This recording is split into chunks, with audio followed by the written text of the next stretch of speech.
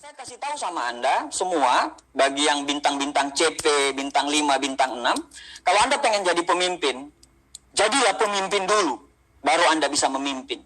Maksudnya apa? Aktiflah. Aktiflah. Ketika ditanya upline aktif, sama downline juga aktif, semuanya aktif. Tunjukkan keaktifan Anda. Tunjukkan sama siapa? Yang pertama sama upline. Anda liatin sama upline. Upline, saya aktif. Nggak perlu tanya.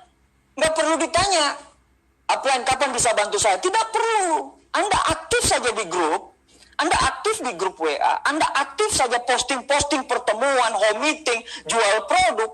Upline akan ngubungin, halo, assalamualaikum, gimana kemarin yang dibawa ke pertemuan? Ada nggak? Oh, udah. Karena memang upline mencari orang yang tepat. Kalau upline nggak ngubungin Anda, berarti Anda bukan orang yang tepat. Titik. Nggak usah baper di bisnis ini. Anda baper di bisnis ini, berhenti Anda, Pak. Jadilah orang yang tepat dulu. Bagaimana cara jadinya orang yang tepat? Pemimpin harus mau dipimpin dulu. Jadi kalau Anda mau jadi pemimpin, Anda harus siap dipimpin dulu.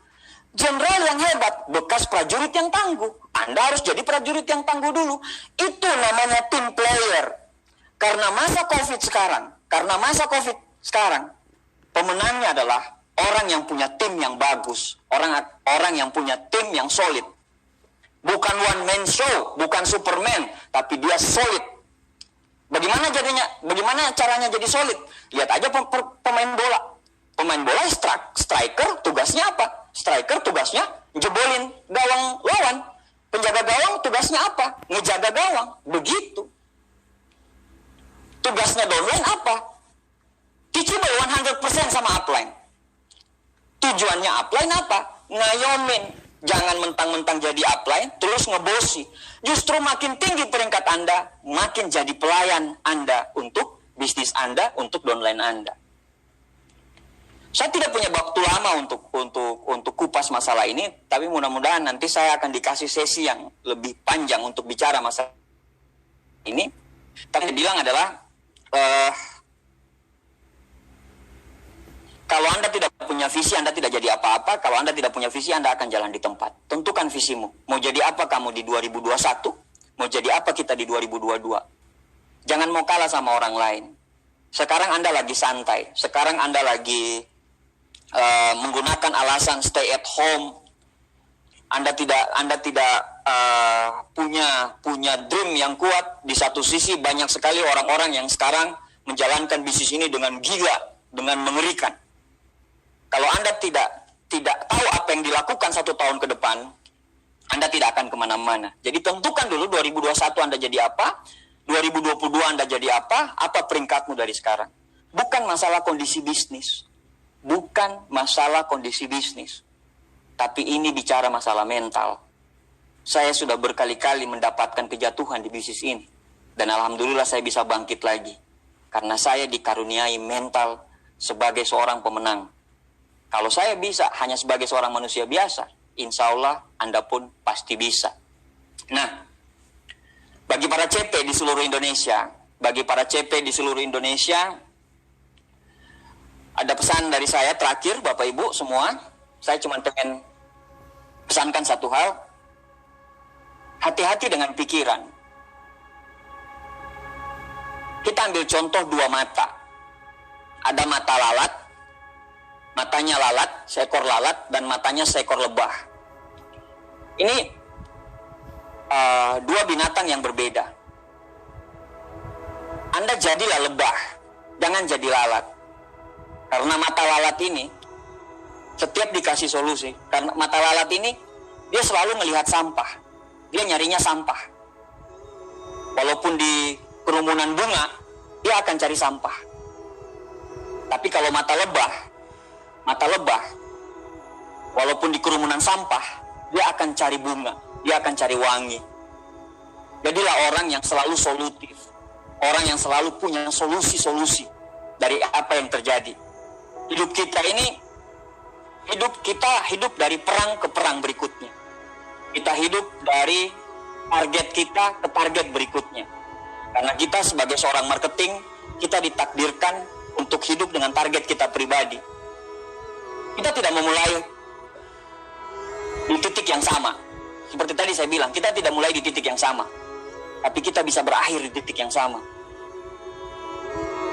Royal, Ambassador, Royal, Crown, Ambassador, Majesty 1, Elite Majesty, itu omsetnya begitu-begitu saja. Omsetnya hanya begitu-begitu saja. Kita yang bertumbuh untuk mengejar peringkat itu. Kalau di Tianxi Anda cuma jadi biasa-biasa saja, ya Anda cuma dapat biasa-biasa saja. Tapi kalau di Tianxi Anda mencoba untuk menjadi orang yang luar biasa, insya Allah Anda akan menjadi orang luar biasa. 10 tahun yang lalu tidak ada yang tahu siapa Abdi Suardin. Tapi sekarang alhamdulillah dengan bisnis Tianxi, alhamdulillah orang bisa mengenal kami di Tianxi. Dari orang yang bukan siapa-siapa, jadi akhirnya bisa menjadi bukti, salah satu bukti yang ada di Indonesia. Maksud saya pernah seperti Anda. Saya pernah berjuang sama seperti Anda. Naik motor, bareng Pak Nursam tuh naik motor kita berdua tuh. Dari kos ke kos yang lain. Motor sempat ditarik. Dikejar debt collector. Tapi itu proses yang kami dapatkan dulu. Waktu nikah saya dengan istri, orang nikah bulan madu. Saya nikah tanggal 4 Desember dengan istri, tapi tanggal 16 Desember saya sudah harus balik ke Jogja gitu. Dan kita pisah daerah. Saya bintang 7 karena bisnis saya babak belur, hancur pada saat itu. Akhirnya istri saya di Jakarta kerja. Saya memilih untuk bangun bisnis saya di Yogyakarta. Pengantin baru kita pisah 2 tahun lebih, hampir 3 tahun lebih. Kenapa? Karena punya impian. Kalau Anda tanya sama saya, kenapa saya bisa seperti ini? Wajar. Terlalu banyak pengorbanan yang saya rasakan dengan bisnis ini. Terlalu banyak yang saya dapatkan. Kalau Anda mau tanya lagi sama saya, apa saja yang perjuangan-perjuangan, saya tidak bisa cerita.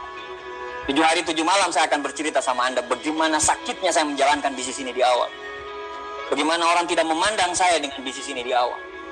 Bagaimana saya hidup dengan terang dan terang terus. Saya orangnya suka sekali berkompetisi. Saya suka sekali berkompetisi. Itu yang membuat mental saya jadi. Itu yang membuat saya mentalnya, saya harus jadi pemenang. Saya harus berusaha dan saya harus jadi pemenang. Kalau dia bisa, insya Allah saya pun pasti bisa. Itu yang saya tanamkan dari dulu. Saya tidak berhenti berjuang. Sampai detik ini. Ada peringkat-peringkat di depan yang harus saya kejar. Ada peringkat-peringkat yang harus saya kejar. Ada bonus-bonus, target bonus yang harus saya kejar. Saya harus sampai ke titik itu. Hidup ini cuma satu kali itu harus yang terbaik dan berarti bagi kita semua. Kalau saya bisa, insya Allah teman-teman semua pasti bisa. Selamat berjuang, doa saya untuk Anda semua. Terima kasih. Assalamualaikum warahmatullahi wabarakatuh. I love you all.